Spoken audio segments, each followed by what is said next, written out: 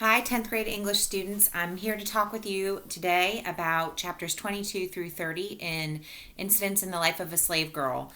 We've been reading the Penguin Classics edition of Incidents in the Life of a Slave Girl, and these chapters are, I think, a great demonstration of Harriet Jacobs' tremendous spirit in the face of adversity.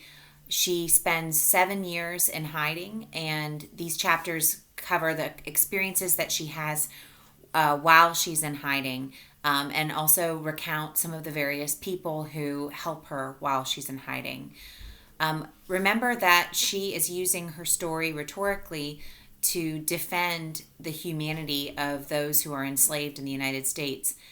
And she continues to show love and care for her children even as she spends her time in hiding. She spends much of the time that she's in hiding petitioning Mr. Sands, who's based on a real person, Samuel Treadwell Sawyer, who was the father of Harriet Jacobs' children, who was a prominent member of the Edenton, North Carolina community, and also who was elected as a politician. We see how the luck of the conditions and circumstances that Harriet Jacobs, or Linda as she calls herself, enables her children to be bought by Mr. Sands because of Dr. Flint's financial hardship. We also see the terrible lengths to which Dr. Flint goes in order to try to bring Harriet Jacobs back into his household. One of the other major themes throughout Harriet Jacobs' narrative is the terrible situation that the condition of chattel slavery puts young women in. And we see how valuable Harriet Jacobs was to Dr. Flint as a sexual object and also as a possession. You'll recall that Dr. Charles Dew talked to Norfolk Academy students about the conditions of slavery and just how valuable slaves were to their slave masters, how they were the most valuable possessions of the slave masters. And so you can see why masters would go to great lengths to try to recapture and re-enslave slaves who ran away. We also see the controversy of Harriet Jacobs, or Linda's brother, William, running away from Mr. Sands. The controversy is generated because Mr. Sands outwardly seems to be a lenient and caring and kind master, but even so, William wants his freedom, and we can understand that desire. Harriet Jacobs defends her brother's choice, saying, every man, every woman deserves freedom, no matter the conditions in which they live. And this is actually a very interesting scenario when connected with the fictional scenarios presented in the novel Uncle Tom's Cabin by Harriet Beecher Stowe.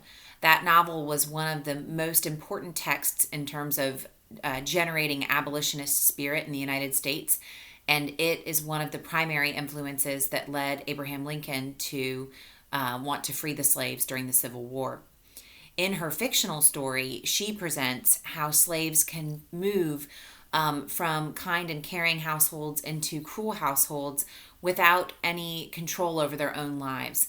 And that's one of the major arguments against slavery, is that enslaved people have no control over their lives. They may live in good conditions one day, but then find themselves in terrible conditions the next, with no power over themselves, over their futures or fates. So I want you to specifically think about some of those Holocaust survival stories that we read about at the beginning of the year, and connect and compare Harriet Jacobs' conditions in her hiding place, the trauma that she experiences in hiding, and also the resilience that it takes to survive 7 years in hiding and to ultimately emerge and be able to tell her story once she arrives in the North. The last thing I would point out to you is that in chapter 30, once Harriet Jacobs arrives in the North, she starts to observe the inequalities that exist there as well. When she rides in a train, she is not able to ride in the same train car as white passengers. She also experiences other forms of racism. And so she is holding up a mirror to her Northern readers, showing them that racism is not something that just exists in the South in America, but in fact is pervasive throughout the nation. So I look forward to talking with you about these chapters, and I hope you continue to enjoy reading Incidents in the Life of a Slave Girl.